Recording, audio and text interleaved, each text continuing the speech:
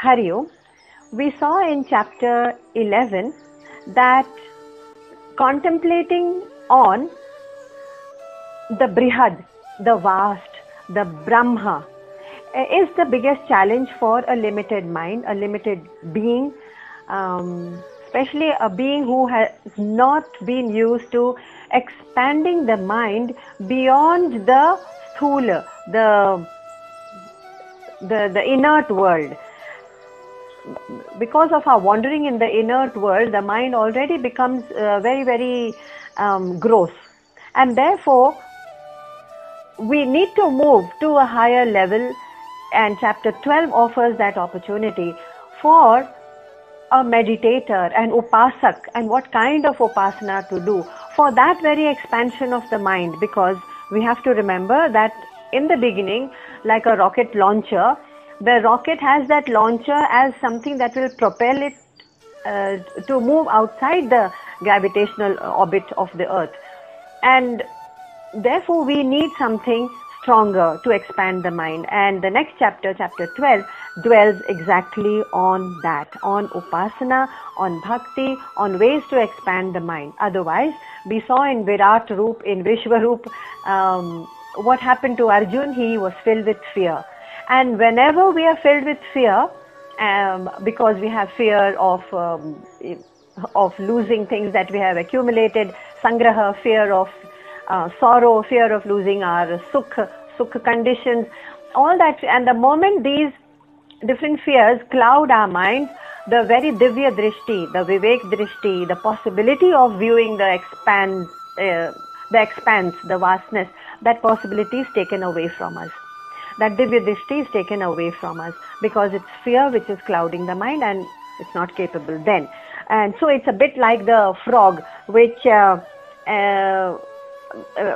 challenged the fish. How did the fish land up in the well? Well, a fisherman was passing by and it just jumped out and it happened to fall in the well.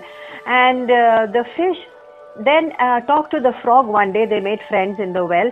And the fish said that, I come from the ocean, as they were introducing themselves. And the frog said, oh, ocean, so what's that? So the fish said, it's big. So the frog said, oh, is it that big? So it extended its little arms and it asked, is it that big? So the fish said, no, bigger than that. So the frog extended his arms, all stretched out completely, as far as his body could stretch, and he said, that big? The fish said, no, the ocean is much bigger than that.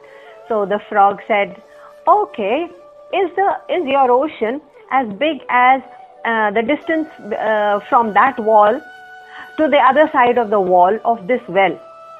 And the fish said, no, not at all. The ocean is bigger than that. And you know what the frog said?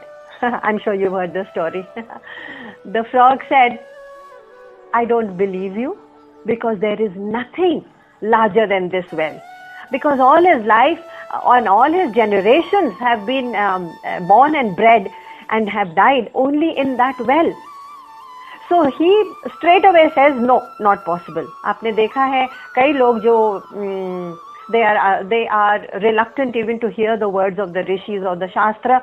They cut you off right in the beginning. They say, what Brahman and what Brahman and what Krishna are you talking about? Even before they have heard you out meaning heard out the arguments of the rishis, they dismiss it completely. They say, beyond this well there is nothing. You are lying. And that's a real lie. So the fish had no way to explain that the ocean is a vastness beyond the comprehension of the frog. That's how we are caught up. Because of our minds being limited in the sansar and in the sthul objects of sansar, and the mind and the buddhi being able to grapple. Mind and buddhi, we must remember, is part of prakriti. Prakriti is jad. Jad is inert, and therefore the mind and buddhi are capable of grasping, absorbing, comprehending only the prakriti. So, if you see logically, both the frog and the fish were right. They were both right. How? In their own perspectives. Yes, the frog will never be able to comprehend something which is the unknown. And therefore, this leap of faith which I was talking about the other day is going from all the known and taking the plunge into the unknown, because that unknown is indescribable. How in heaven can the fish describe the vastness of the ocean with the waves rising and falling? The frog has seen ripples but not waves. It has seen the end of the wall, the water touching the wall, but it hasn't seen a vast horizon. So it has seen a bit of the sky, like a window up there, but it hasn't seen the vast expanse of the sky. It hasn't seen the sky touch the horizon. And it will tell the fish, what? The sky touching the water? I think you're talking a lot of rot, because you want to feel important and you want to come up with a new religion, and then you want to dominate all of us, and you want to become a prophet. You want to become a prophet of all our little creatures in this well. You just let us be. We are fine as we are. So the frog and the fish are both right. The frog cannot comprehend. It's beyond his imagination to even comprehend. The word ocean, of course, is new to him. So he says, okay, I got the word ocean from you, but the description doesn't fit anything that I know. And therefore, it's a lie. And the fish says to the frog in the ocean, in the well, no, I come from the ocean and I know that the ocean exists. It exists. और उसकी सत्ता, ocean की सत्ता वो fish को साबित करने में पूरा जन्म लग जाता है. वो फिर भी वो नहीं कर पाती होगी फाइनली. तो ओशन है, उसकी सत्ता है, ये हम साबित नहीं कर पा रहे हैं. कॉन्शियसनेस है. हालांकि the water in which the frog exist is the same तत्व. फिश उसको ये भी बोलने की कोशिश कर रही है कि yes, it is vaster, it is bigger, it has more power and expanse, but it is the same tattva as the water in which you and I are swimming. तत्व वही है. And the frog will still not believe it. हम उसी तत्व में, consciousness के तत्व में स्विम कर रहे हैं. We are in that. My whole body is not holding the consciousness. It is swimming. It is pervaded by consciousness. हम उसी पानी में, उसी तत्व में रहकर कहते हैं ocean, and telling the fish, अरे तुम ये सब बकवास मुझे मत बताओ, क्योंकि तुमको सिर्फ पावर और इम्पोर्टेंस चाहिए होगी, इसलिए तुमने ये सब रिलीजन ईजाद किया है. Religion meaning the notion of परमात्मा और द नोशन ऑफ बृहद. बृहद means the vast, and Brahman comes from the same word, Brihad. So the frog and the fish swimming in the same tattva, but one cannot imagine the world of the other. Of course, the fish has now seen the well, and therefore both think that the other is a non-believer. So the start of religions. One is a believer, the other is a non-believer. But apart from believing or non-believing, what is unknown has been proved by the rishis through so many examples, and we prefer still not to believe in it. That needs a lot of shraddha. It needs a lot of leap of faith. It needs a lot of bhakti.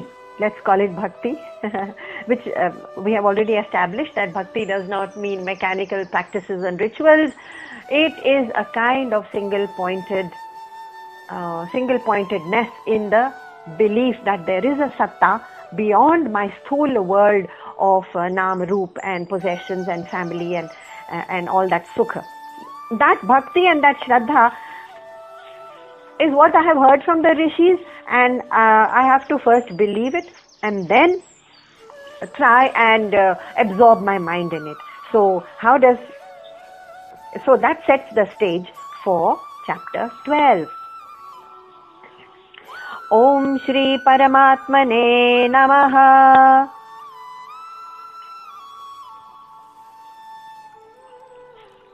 Atha dvadashodhyayah Bhakti Yogah Shri Paramatmane Namaha. Chapter 12, verse number 1. Arjun, as usual, has a question. Arjuna uvacha evam satatayuktaye bhaktarastvam paryupasate. Evam satatayuktaye. ever steadfast devotees you may worship. Arjun says the devotees who are steadfast in you and those who worship you, because the last chapter Bhagavan had said, yes, you have to be mad bhaktaha, you have to have belief in me. So he said, oh, all those people who believe in you, ye chapyaksharam avyaktam tesham ke yoga vettamaha. Those who worship the imperishable, those who worship you in your saguna form, that means the form which is visible, which has a form, and those who worship you in your imperishable, unmanifested form, that means what is unmanifest? The word of course is avyakta, and in simple terms avyakta is translated as that which is beyond the purview of sense perception, cannot be comprehended through the senses. Avyakta. Okay. So he says, which of them is better for the yogi? Arjun's question is a bit innocent, because actually Krishna has already explained in one of the chapters before that Nirgun and Sagun Brahma, Sagun Upasana both lead to me. In this verse, when he says Bhakta Raswam Paryupasate, those who worship you, that means Saguna. Saguna means Saguna, with guna, with form, with a shape and a form. Those who worship, and those who worship you as Nirguna, Avyakta, Nirgun, which means no form. Yes, there are rishis, of course, who can worship as Nirgun. Which of them he wants to know is the better for the yogi? Now he has become a yogi or a sadhak. Now I'm tempted to take a small deviation because I did hear Aparajitanandji, one of the Swamis, who said that even before you go into this chapter, have we understood whether we are sadhaks? Because the word used by Arjun here is yogi, for the seeker, let's say. Are we sadhaks first of all? Before we embark upon this journey, we have to know where it's going and why I am on this journey. Otherwise, this journey is going to prove to be fruitless, and at the end we'll say, oh, we went on a wild goose chase.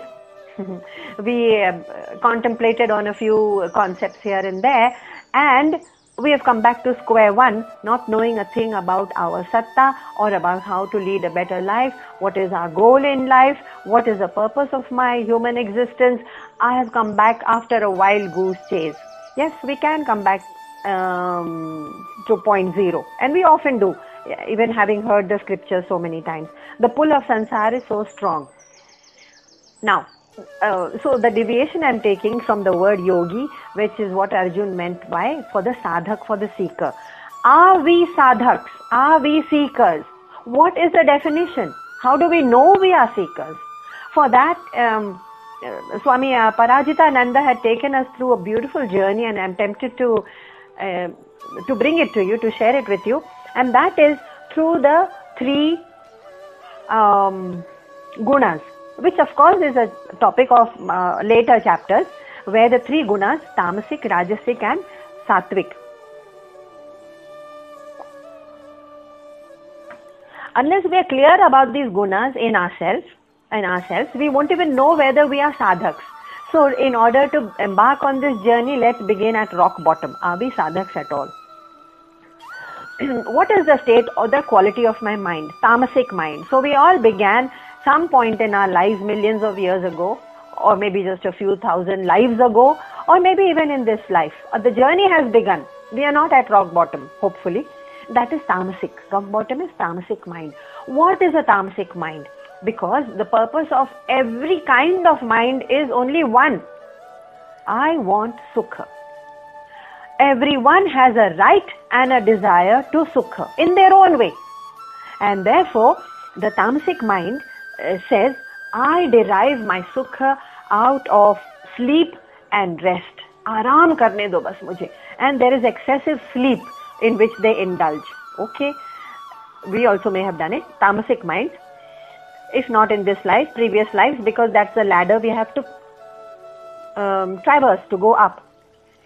What is the second quality? So Nidra is one, Alasya Nidra, and also Pramad is a quality of a tamasic mind, not a sadhak mind, but a tamasic mind which says, I shirk this responsibility. If someone else can do it, so much the better. Let me stay in the background.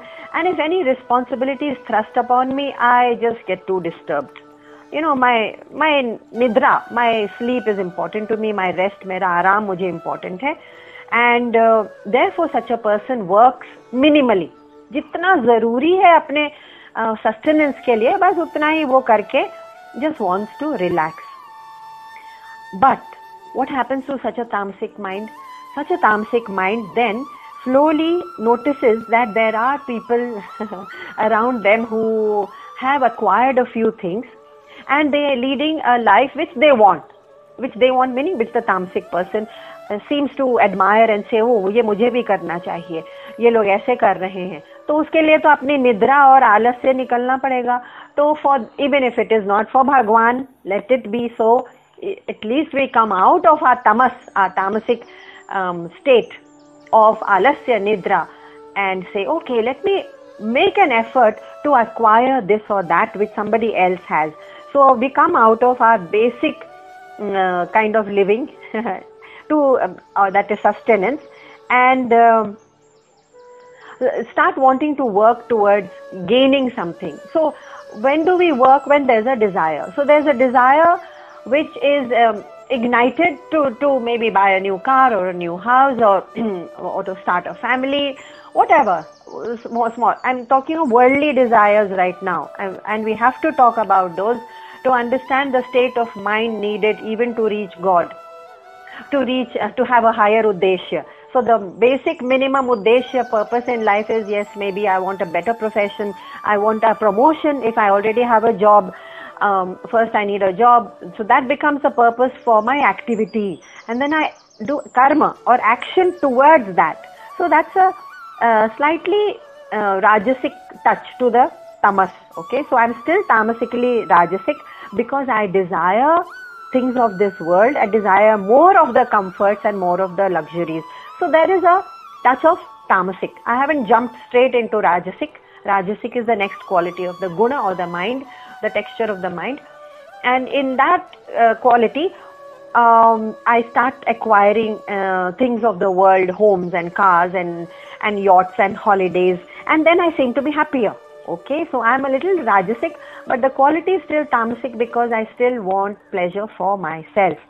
Then I become very active, and there's accumulation of wealth and status, and then of course, there are also cases where in order to acquire more wealth and more property and more status, some of us bend the rules and dodge the law and evade taxes and use all kinds of manipulations, because now we have a goal straight ahead saying, I want this or that material happiness.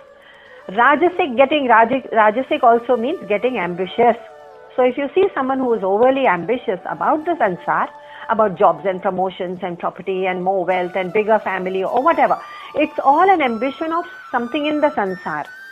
Now that is a rajasic quality. Having acquired more and more of all these things, very soon the luster or the thrill of acquiring all this begins to wane away. That we have seen in all our lives.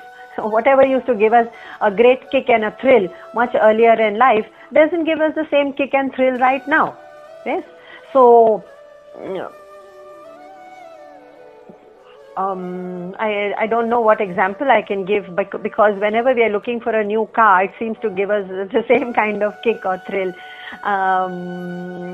Yeah, okay, maybe so we acquire a high degree in a university abroad, and that was the ultimate happiness we acquired, we got. Now maybe we don't want to study at the university and gain another degree. That luster is gone, that desire is gone. So everything in the world loses its, all acquisitions lose their luster. And after some time, the midlife crisis that they call in pop psychology, people begin to say, I'm a little disappointed. Kya zindagi itni hi thi? And most of the disappointment people express is through their relationships and marriages. because marriages are hyped up to be some kind of a live happily ever after kind of a heaven, with constant companionship and constant love and caring or whatever. Yeah, it does carry on in some very rare cases, but relationships and marriages are the biggest disappointers. And therefore, people, just like with everything else, they get disappointed with life and say, बस यही था, जिंदगी यही था, मैंने इतना दौड़ भाग किया, जिंदगी भर मेरी आधी लाइफ तो निकल गई, अब मैंने इतना दौड़ भाग करने पर बस यहीं पहुंचे हैं, और इसमें तो इतना थ्रिल भी नहीं है. Now they have a sense of no direction. Then he says, all my efficiency, all my expertise, fame, and all the wealth and even the popularity and fame that I have gained, somehow they seem to ring hollow. यानी कि they seem to ring hollow कि जितनी पूर्णता मुझे चाहिए थी उतनी पूर्णता मुझे महसूस नहीं हो रही. Just like children who are weaned out of their pleasure and thrill of playing with plastic toys and balloons, and now they don't have an attraction for it. So we reach an age when none of these things attract us. But if we are still childish, not childlike, childish in our mentality, haven't grown psychologically, haven't grown spiritually, then we will still have an attraction for all the shiny baubles of life, dresses and jewelry and parties and extroverted activities and travel, whatever. So there will be a lot of attraction for the childish mind. But a spiritually evolved person says, I think something is ringing hollow, something is missing here. And I don't know what it is. जितनी पूर्णता मुझे promise की थी संसार में कि आप ये सब एक्वायर कर लोगे तो आप पूर्णता महसूस करोगे, मुझे वो पूर्णता महसूस नहीं हो रही. I feel cheated, I feel disappointed, I feel frustrated. It comes, this midlife crisis comes in everyone's life. Then slowly he gets involved and he sees that one of his friends is now doing some kind of charity work and supporting one of the orphanages in the neighborhood. And he says, तुम क्या कर रहे हो यहाँ पर? Then he says, okay, let me step out. He begins to step out of his comfort zone of acquiring only and only comforts for myself, luxuries for myself. And by myself, we mean a small little circle of family members. So when we are working very hard and selflessly and sacrificing our sleep and our energy for that family, it is still for the small selfish self. Because we have identified with the family. So we can't say कि मैंने family के लिए बहुत sacrifice किया, I have stayed up nights and I have given up all my savings for the education of so and so. No, all that is just for me and myself. Now, slowly you can see the texture of the mind is changing from tamasic, the complete indolence, to a slight effort in the world, rajasic, that is ambitious, to a bit sattvic, to say ki acha tum ye kar rahe ho, and you saw that when there is a crisis, like there is one in on the border of Ukraine and Eastern Europe, right now there are so many gurudwaras and temples and common people and NGOs. They do it in every crisis. They did it during the pandemic also. But you see, it's the same set of people. The same set meaning? No, the nationality is different. Their religion is different. They are the same kind of people. They always and always come out in times of crisis. You saw it during pandemic. They set up soup stalls for those who are hungry, who haven't had food. You saw it in New York because students had no money to sustain themselves anymore. The soup stalls and soup lines came up. And gurudwaras came up with meals every day. And in India as well as all over the world, especially Canada and the US, gurudwaras. I saw some gurudwaras functioning as Khalsa something. I saw a board on the Polish border yesterday. They are the same set, or means the same kind of people who have this special quality. Who are they? And we aspire for that. It is coming slowly to a shade of change from ambition for myself to sattvikta. That sattvic quality, these words will come again and again in Gita. Don't worry about remembering them or thinking that they are technical words. They will come until they are drilled home completely. So, I have moved now to a slightly sattvic quality of selflessness to say, oh, my friend is now supporting, let me see if I find happiness there. And I find that I find more happiness donating money worth one car. Suppose my car was to cost 6 lakhs and I use that money to support children who are in great need. I suddenly find something happens in my mind and I say, oh, yes, I could have been driving a luxury car. Actually, 6 lakh is quite a basic car. But still, you know, what a kick I get. Again, it's my happiness, remember, but it's a sattvic kind of happiness to say, I am getting happiness out of bringing happiness to others through my wealth. So, अब हमारा क्या हुआ quality? Sattvic. What are we driving towards? We are driving towards the same bhakta. The chapter is all about bhakti. But the very quality of bhakti cannot be defined unless we are aware of the texture and quality of our minds, whether it is a sadhak quality, whether it has a readiness to be a bhakta, whether it has the quality to meditate. For the recognition of that highest, we cannot be as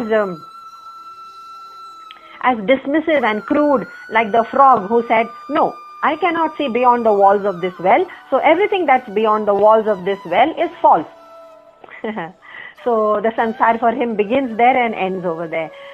We cannot afford to live there. The upliftment of the mind has to have, yes, we are lifting ourselves within the sansar right now, yes, through the tamasic, rajasic, sattvic qualities, but those steps have to be taken because there is no great jump. And then what changes inside? There is a subtle change inside when I find greater happiness in offering myself and my energy and time and wealth and efforts to bring happiness to someone else. That subtle change then begins to create a space in my mind, because now my mind is not overcrowded with mamatva. Mamatva is minus, and aham, मैं. Aham, मैं और mamatva, मैं और मेरा, my, me and mine is now making room for, okay, so now there is some space. In that space, it is possible that if I am lucky and I hear satsang, or if I hear the words of the rishis through some source, any source, it doesn't matter. And then that source suddenly seems to sink in, because now I am hearing the words of the rishis, which had no space to sink in. There was no space. It was, there was a thick layer of aham and mamatva, me and mine, mera. That thick layer is now penetrated, and the rishis' words sink in slowly and say, is there something beyond? What is the purpose of my life? Who am I? What am I here for? And what is beyond death? Now these questions are percolating slowly into a mind which has to be quiet from its over-ambitious, overactive, rajasic mind dwelling only in the world of materialism, material world. This is nature's design. We have to have a mind which is subtle. So changing the quality and texture of the mind and refining it is the very, very basic foundational step towards gaining a glimpse or even being capable of bhakti. Bhakti of what? First we must have a glimpse and understanding of it.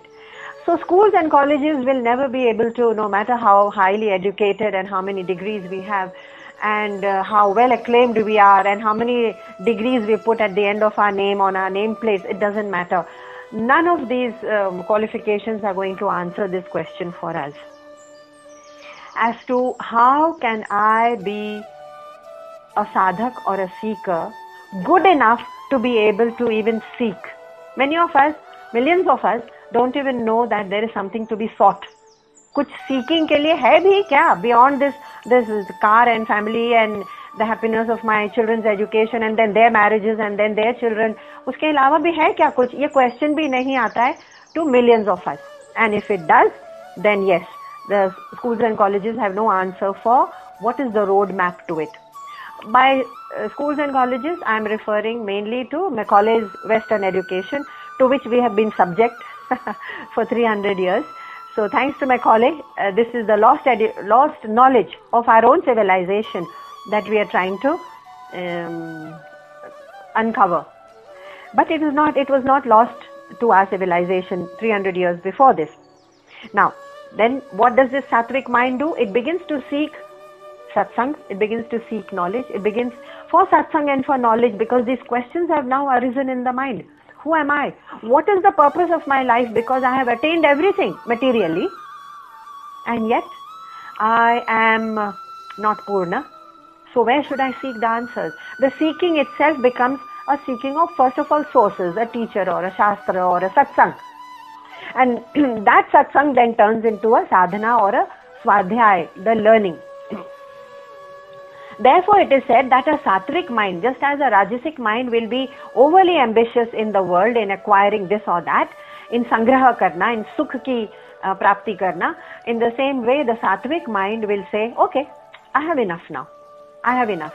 No one is ever able to put a cap on what is enough. But the sattvic mind says, okay, enough.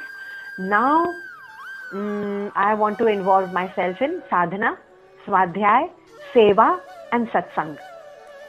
So when we do sadhana, seva, satsang and we are attracted to it, don't do it mechanically or because some Baba is forcing us, but when we are naturally, the mind is naturally pulled towards it. Ki are bhai apna sab responsibilities kar lo, and we all have responsibilities. We have jobs, we have to earn, we have bills to pay at the end of the month, we have elders to take care of or children to take. No, our duties cannot be shirked. Beyond that, our mind is saying, hum sab kar lete hain, but I am seeking my satsang or my seva. Let me go out and make sure that there are enough donations going to the UNICEF for the children. So because there's always some crisis or the other, either in our nation or in some other nation. How does it matter? It's humanity which is suffering. So the humanitarian crisis is something the mind naturally begins to be drawn towards to help. That drawing towards is when it becomes a natural tendency, then we say, aha, the quality of my mind is now sattvic. Sadhana, seva, satsang becomes a natural attraction. And therefore, when we say, okay, so at least for now, sansar mein hi sahi, but I have found the purpose of my life. It is still sansari, remember. Sadhana, seva, satsang is still in the realm of prakriti.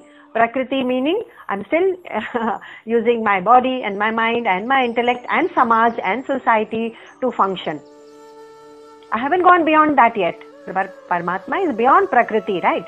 But still, that is that essential step to be taken, and then I can say that I am ready for bhakti. So, thanks to Aparajitananda Swamiji, he said, I will not enter this chapter and talk in empty words about bhakti, because bhakti is an overused word and it is used in a hollow sense.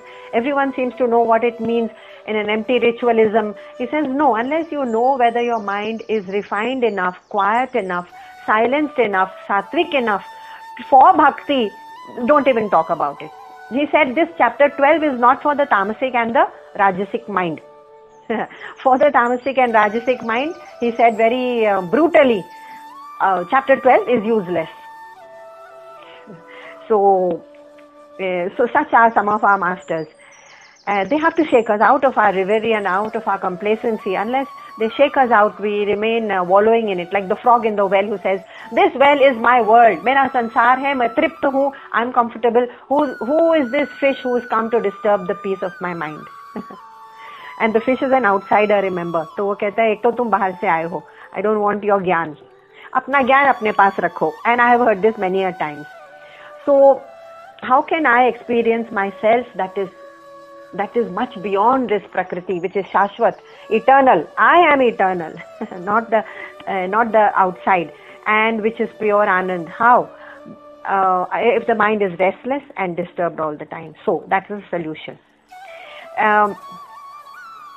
So it is not to say that the sattvic mind is not functioning in the world. We must remember they are rajasically sattvic. Let's put it this way. A shade of rajasikta to be able to function in the world, but predominantly sattvic. Why is all this defined? Because in the sattvic mind, sadhana is possible, swadhyaya is possible, tapasya is possible. And therefore, bhakti, which is the topic, bhakti yoga, the topic of chapter 12, bhakti is possible only in that state. Therefore, it's important to define sattvic mind, which is capable, and it's only when we reach out of ourselves and do nishkam karma, which is selfless service for others, that we are transcending the ego. And because we are not involved in our own little ego and our own little satisfaction of our own comforts and wants and desires, therefore we are not disappointed and frustrated, and the mind does not sink or slip or drop or fall into kama, krodha, mad, lobha, moha, irshya, krodha, anger, frustration. It has no possibility of falling because it's only rising up to do nishkam karma, or to donate, or to do charity, or to reach out to someone else for their happiness. So that is the actually basic philosophy of Karma Yoga also,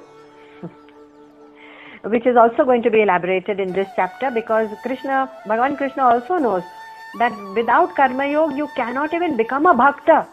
Just going to the temples and saying कि मुझे selfless nishkam बनना है. Nishkam agar banna hai, तो you have to reach out to beyond your own selfish needs, sakam karma.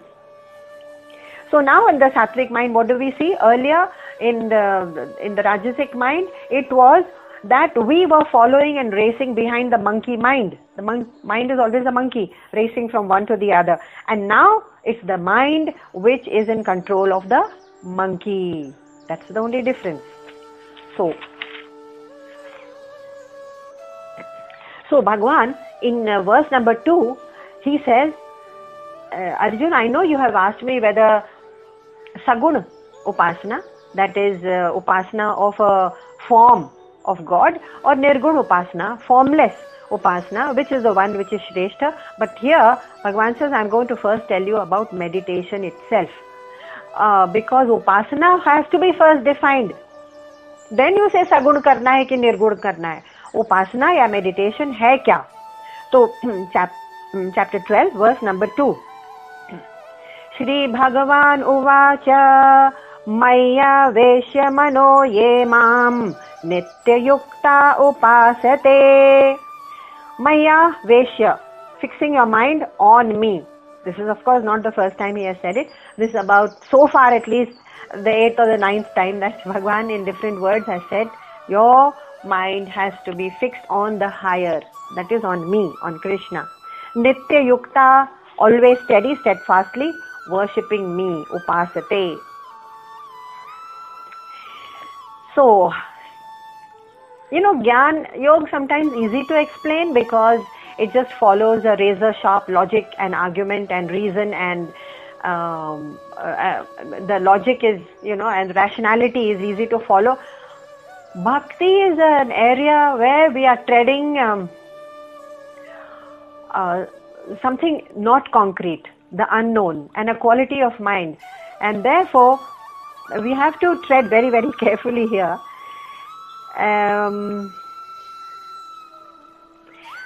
So, when he says, Maya Vesha Bhakta, you be my Bhakta, have your Nitya Yukta Upasate, worship me. He has already explained, Krishna has already explained in chapter 11 that no form of worship can be called which is dealing with your studies or your dan or your tap or your donation or your charity. Naham vedairna tapasa na danena chejaya. Your sacrifices, your dan, your charity and your scholarship of all the Vedas are not considered shakya evam vido drashtum. Drashtavanasi mam yatha. I'm quoting from chapter 11. He has already made that clear. Okay, so now clear that Upasana doesn't consist of any of these outer actions. Mat karma krita. But he has already said in the previous chapter. Already said in the previous chapter. Only through mat karma krita, mat bhaktaha, sangavarjitaha. That means Sangavarjitaha, you have to be detached from other things, only then you can come to me. Now, of course, different Mahatmas take different routes. And when we talk about Nirgun and Sagun, we never argue that, Raman Maharshi ji was right or was Ramakrishna ji right. We never argue. Why? Because we know instinctively. Of course, Krishna is going to explain how. But instinctively we know that nirgun upasana kariye ya sagun upasana, with form or without form, it is going to lead us to the same place. Whether we do nirgun or sagun, it is our need, it's our capacity, nothing to do with Bhagwan. Why don't we argue? Because Raman Maharshi also had his own methods. He was totally into Gyan Marg or Nirgun. He would say, just inquire into who am I. And Ramakrishna, a great Kali Bhakta, because he could just be with the idol of Kali for hours together and talking to the idol. So some people don't understand this extreme form of Saguna Bhakti, nor do we understand the extreme form of Raman Maharshi's Nirguna Bhakti. So we need to understand both actually, and then decide, like Arjun, which path is right, which path is right, not universally, but for us. For us, it's conditional. So first of all, upasana. So because the word used is upasate, the first line, Shankaracharya's definition of upasana has to find a place here. What is upasana? What do we understand? We understand it as prayer, puja, some action, some activity. A few points have been given by Adi Shankaracharya ji. I am referring to the 12th century saint from Kerala. Shankaracharya ji said, after studying the scriptures, you contemplate on the words of the scriptures, and slowly when you contemplate on the words of the scriptures, you start dropping what is asat, asat meaning impermanent and irrelevant to that Paramatma or to your life also. Asat, keep dropping it, and that single thought, then what remains when you drop all the asat around you? Asat meaning impermanent. So everything around me is asat, I know it. Although I may think that I want to have my car or my jewelry or my relationship or the spouse or my parents or my children forever, I may think so, I may have such a notion, but a true contemplation will show us, no, this is asat.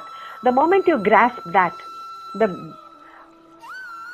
truth of it, Shankaracharya says, you hold on to that single thought and keep it, try and keep it single pointed and uninterrupted, even through your activities, that thought that everything is asat and there is one sat that exists. When you hold on to that, that is upasana.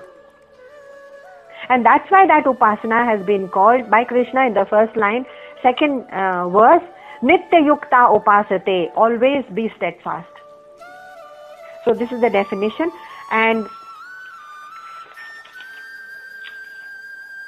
so the most common question is, where should I bow then? Whom should I bow to?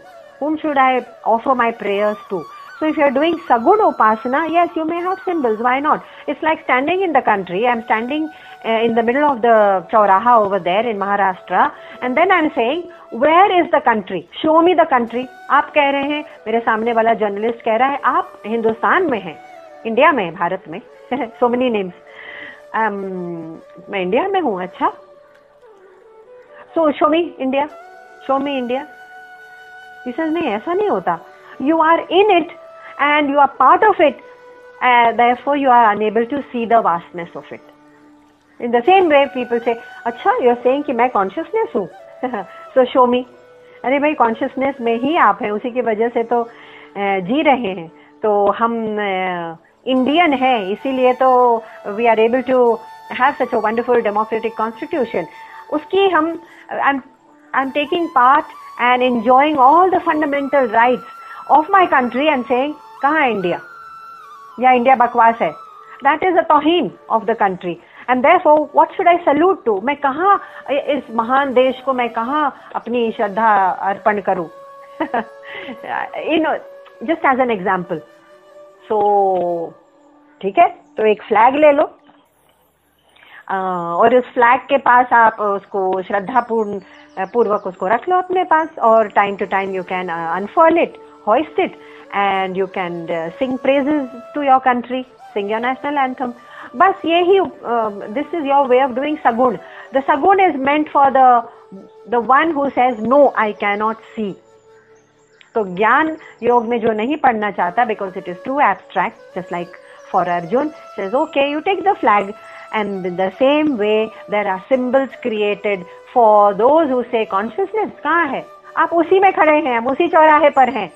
नहीं, मुझे नहीं दिखता. Okay, so symbols are created, and then there is a Vishnu and a Shiva and a Ram and a Krishna, and they all have forms, and they all have attributes, and they all have powers, and then we say, ये ठीक है, ये ठीक है, because now I can concentrate. You see, there is some peg on which I can peg my mind, on which I can hang all the. My mind is running around. Chanchalam hi mana Krishna, Pramathi, Prabhava, Pramathi. Yes, it's very, very powerful. It's very, the mind, and it is running in all directions. Chanchal. Now I have something to hang the mind on. Okay, so I am comfortable. That's okay. That's, in fact, Krishna is saying that's wonderful. Begin over there, because even the figures that have been created in the Puranas, they are symbolic of the same Panchatattva and the Paramatma. So if Shiva is got vibhuti all over his body, it is a symbol of the element of earth. And if he has got the damru in his hand, it is a symbol of air, because sound is carried in air, and damru makes sound. Sound is carried through the medium of air. So it is a symbol of that tattva. And so all the figures are also symbolic of the same truth. Alright, they are indicators. The flag is an indicator of the country, and you have your figures. So Sagun और Nirgun के जो dialogue में पढ़ते हैं ना, it's quite an unnecessary dialogue. It's only a matter of need. आपकी need है that you need something concrete, fine. But when you have that figure or that symbol or that stone or that altar or that temple or that fire, fire is also of course just a symbol, we are meant to contemplate on what it symbolizes. अगर मैं तिरंगे को 3 रंग समझ लूं और इन 3 रंगों को समझ लूं कि यही दुनिया है, यही परमात्मा, नॉट परमात्मा, यही मेरा देश है, तो मेरा देश और 3 रंगों से क्या वास्ता? यू से अरे आप तो चाइल्डिश बात कह रहे हैं. वही चाइल्डिशनेस हम में आ जाती है when we give the attributes of the symbols to the Paramatma के attributes. But of course that is for the mind that is still thinking in the world of inert and sthul. So he says in the second line, Shraddhaya parayopetaha te me yuktatama mataha. With faith, with Shraddha, you have to be supremely endowed with faith. And then the one that is the best yogi in my opinion, says Krishna, who is supremely endowed with lots and lots of Shraddha.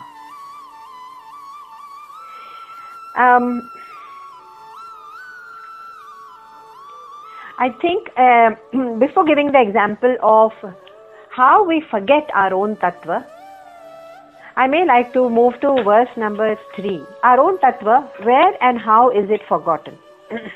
Or is it forgotten? Number 3. Sri Bhagavan Uvacha continues, Ye tvaksharamar nirdeshyam avyaktam paryupasate. Sorry, sarvatra gama chintyam cha kutasthamachalam dhruvam. Bhagavan says there are certain, we can't even call it attributes. There are certain, there's a certain nature of which this tattva, this Paramatma tattva is made. And even when you contemplate on your symbols and figures of gods and goddesses, you have to remember that it is avyaktam. Tvamakshara nirdeshyam.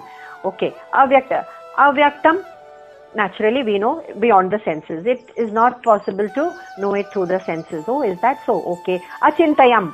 So, it is unmanifest, but what about the mind? See, my man and buddhi can contemplate things which are not possible to be contemplated by the senses. So does it mean it can reside in man buddhi, that Paramatma? No. Man buddhi can also, is also moving only in prakriti, in sthula objects. So it's achintayam, not possible to contemplate through man buddhi. Because the thoughts which are arising are also arising on some surface, isn't it? Some substratum. And that substratum is consciousness. So thoughts and man buddhi, no, that is avyakta. It is not sthula, but it is still not Paramatma. Anirdeshyam, indescribable. Why is it that Bhagavan keeps saying that what I am going to tell you about is indescribable, and then he has to describe it anyway? Because some pointers have to be given to the common mind.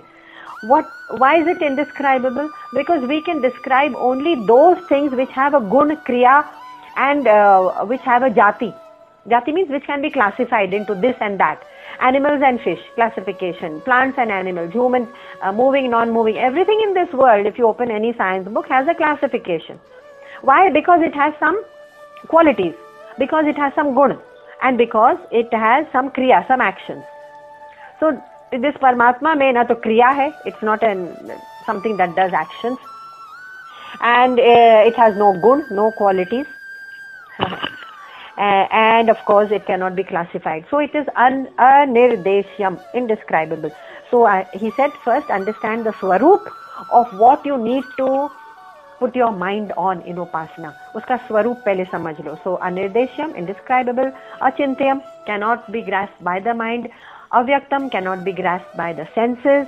Achalam, naturally it cannot move from one place to another because space fills everything. So can space move from one part of space to another part of space?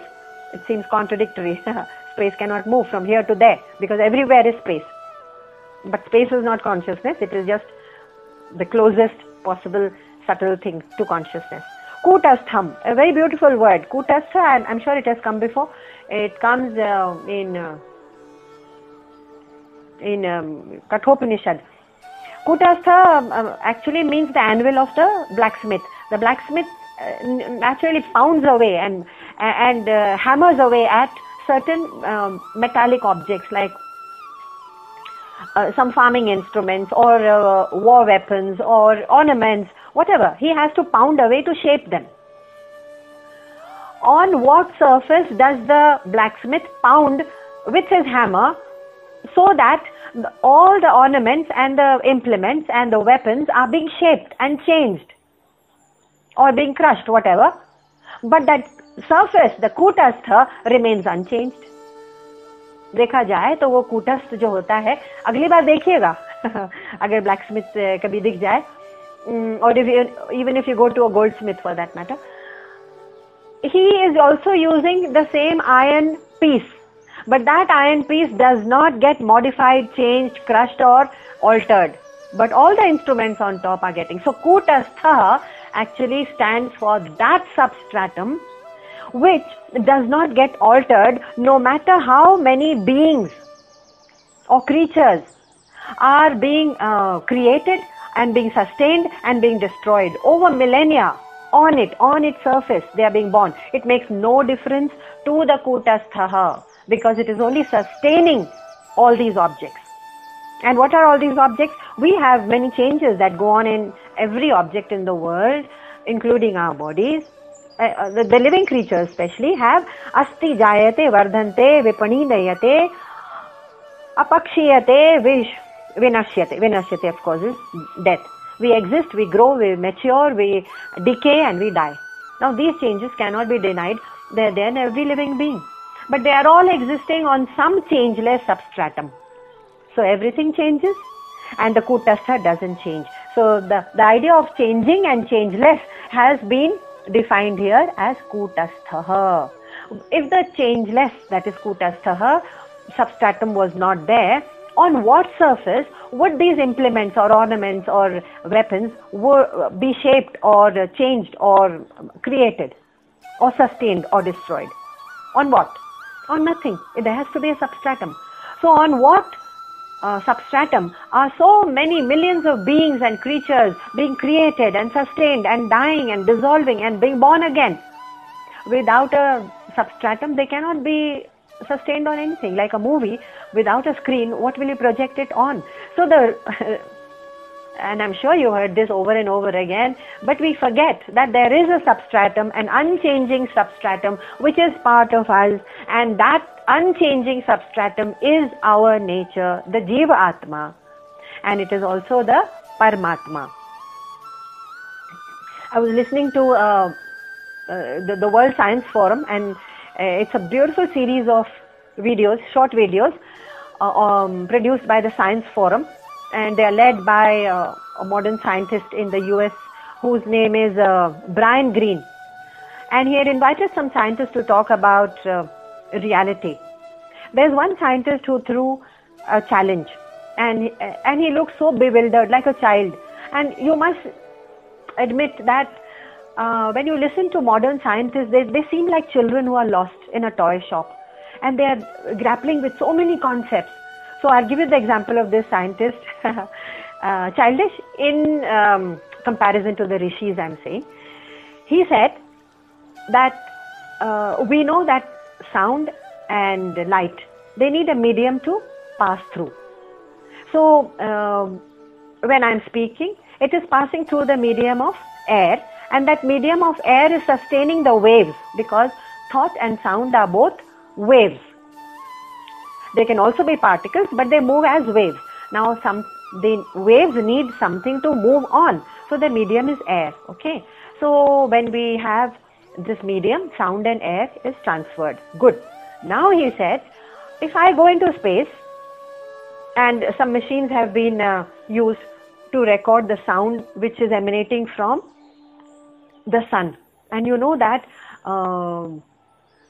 not only from the sun, but it's just there in the cosmos, and they have already, many German scientists have already recorded it and described it. It is the primeval sound, the very first sound, which is an echo of the Big Bang, of the creation of Prabhava.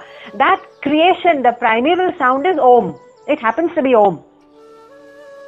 And that sound, when it reverberates as Om in cosmos, on what surface is being carried? Because cosmos, in the universe, in the orbit, in the universe out there is no medium of air. There is a veritable vacuum. Veritable, I mean, because some scientists say that they are very far apart atoms, but it's not completely a vacuum. Okay, understood. Now it's almost a vacuum, no air, no medium, no oxygen. On what medium is the sound being carried? Okay, if you don't agree to this, light is a wave. It can be a particle also.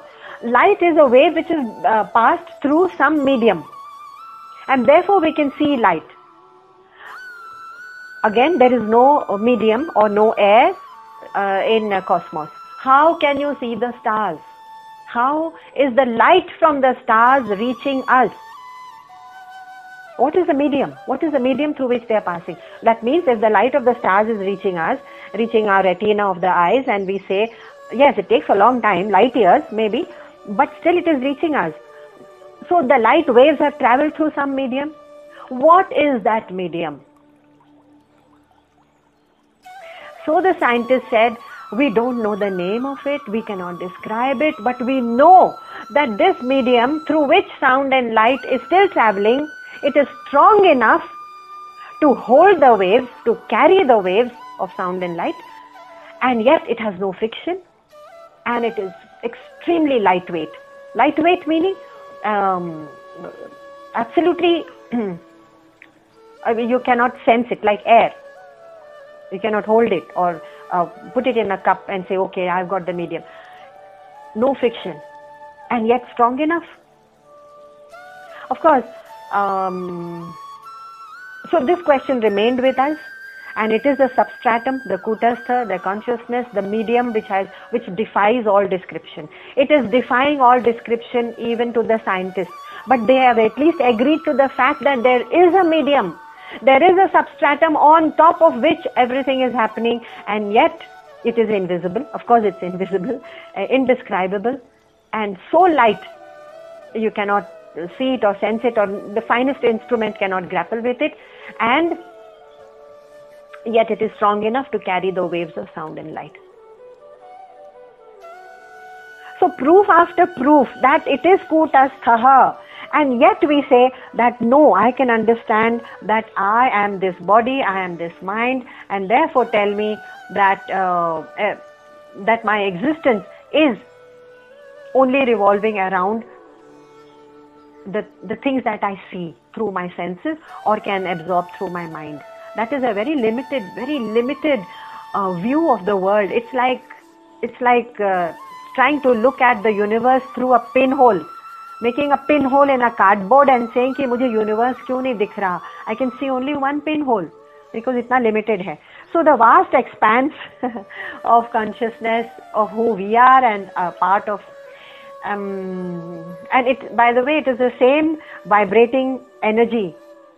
Whatever it is, the scientists are unable to grapple with it. It's the same basic foundational vibrating energy which is vibrating in us, in every atom in us, as it is in the cosmos. So bhakti kare to kis cheez ki kare, but at least let's know that there is something that's an adhar, an adhishthan, something higher, which is all pervading, beyond my limited self. Only then can I have a bhakti. I cannot have a bhakti if I don't know that my nation, if I don't know anything about my nation. I know only my family, bhaiya. I know only my neighborhood. I know only my tribe. It's a tribal mentality ho gayi na. When your mind expands to the nation, you feel a sense of patriotism. Waise hi, when we know about the ultimate reality, our mind can become a universal mind.